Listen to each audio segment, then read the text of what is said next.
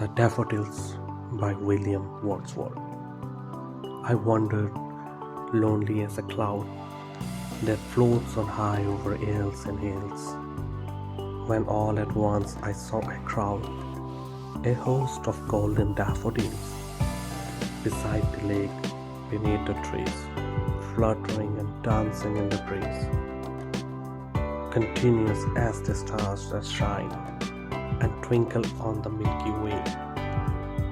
They stretch in never-ending line along the margin of a bay. 10,000 saw I at a glance, tossing their heads in sprightly dance. The waves beside them dance, but they outdid the sparkling waves in glee. A poet could not but be gay in such a jocund company. I gazed and gazed, but little thought what wealth the show to me had brought. For oft, when on my couch I lie, in vacant or in pensive mood, they flush upon that inward eye, which is the bliss of solitude.